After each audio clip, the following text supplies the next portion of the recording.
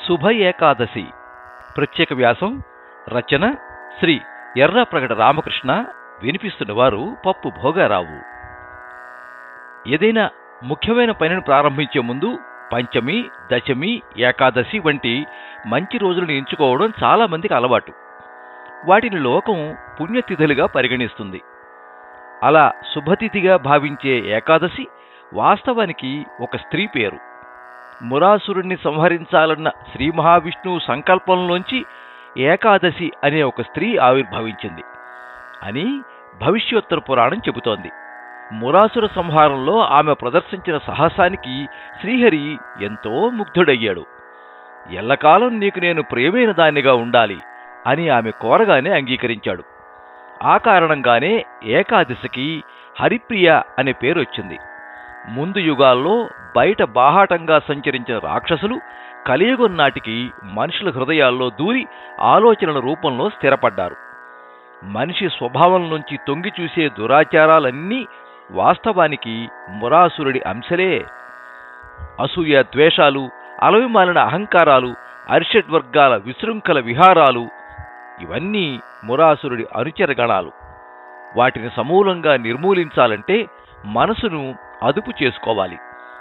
ఆ దృష్టితోనే నా పుణ్యతిథి నాడు మానవులు ఉపాసనాది ప్రత్యేక విధుల్లో నిమగ్నమయ్యేట్లు అనుగ్రహించు అని ఏకాదశి శ్రీహరిని రెండో కోరిక కోరింది. ఏకాదశి పర్వదినాన ఉపవాస నియమం ఆ రకంగా ఆచరణలోకి వచ్చింది. అరి అంటే శత్రువు. అరిని జయించాలంటే హరిని ఆశ్రయించడం ఒక్కటే మార్గం. తన్మయత్వంతో హరి సంకీర్తనలో నిమగ్నమై ఆకలిని మరిచిపోవడమే ఉపవాస దీక్షలోని ఆంతర్యం. అది ఏకాదశి రోజున మనిషిలో మరింత ఏకాగ్రతకు కారణమై ఎన్నో రెట్లు ఫలితాన్ని ఇస్తుంది. కాబట్టి ఏకాదశిని హరివాసరం అన్నారు. హరినామస్మరణం, ఉపవాస నియమం ఏకాదశి పూట మనిషి విద్యుక్త ధర్మాలయ్యాయి. కొత్త సంవత్సరం వానకారుతో ప్రారంభం కావడం వైదిక కాలం నాటి ముచ్చట. అందుకే సంవత్సరానికి వర్షం అనే పేరొచ్చింది. ప్రతి ఋతువును ప్రత్యేక యజ్ఞయాగాదులతో ఆరంభించడం ఆనాటి కాలంలో ఆనవాయితీ. యతులు, పీఠాధిపతులు, ఆచార్యులు పాటించే చాతుర్మాస్య దీక్షలు ఆ పరంపరలోవి.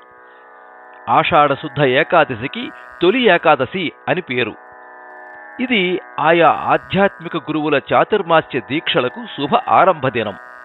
బుద్ధుడు సైతం చాతుర్మాస్య వ్రతాన్ని ఆచరించినట్లుగా జాతక కథలు చెబుతున్నాయి.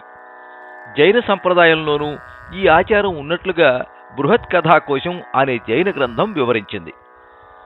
హిందూ మత గురువుల చాతుర్మాస్య దీక్షల రీత్యా కూడా తొలి ఏకాదశి ఎంతో ప్రాధాన్యాన్ని కలిగి ఉంది. ద్వారకానగరంలోని స్త్రీలచే శ్రీకృష్ణుడు చాతుర్మాస్య వ్రతాన్ని నిర్వహింపచేసినట్లు పద్మపురాణం పేర్కొంది. తొలి ఏకాదశికి శయన ఏకాదశి అని మరో పేరు. అందుకు గల కారణాలను పురాణాలు, వ్రతగ్రంథాలు వివరించాయి. సూర్యుణ్ణి శ్రీ మహావిష్ణువు అంశగా ఆరాధించడం భారతీయ సంప్రదాయం.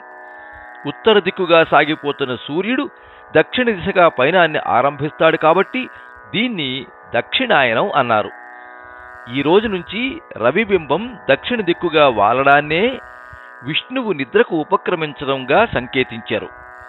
శేషపాన్పుపై ఆయన పవళించే రోజు కాబట్టి ప్రథమ ఏకాదశిని శయన ఏకాదశి లేదా దేవశయనిగా పిలుస్తారు.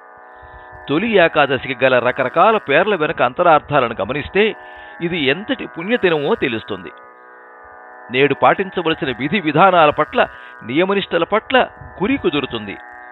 మనిషి దిశను, దశను మార్చగల తిథి ఏకాదశి. మీరింతవరకు శుభ ఏకాదశి ప్రత్యేక వ్యాసం విన్నారు. రచన శ్రీ ఎర్రప్రగడ రామకృష్ణ. వినిపించిన వారు పప్పు భోగారావు. సర్వే జనాః సుఖినో భవంతు.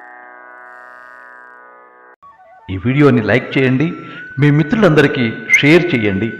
ఇలాంటి మరిన్ని మంచి కథలు వినిపించడానికి ఈ ఛానల్ని సబ్స్క్రైబ్ చేసుకోండి.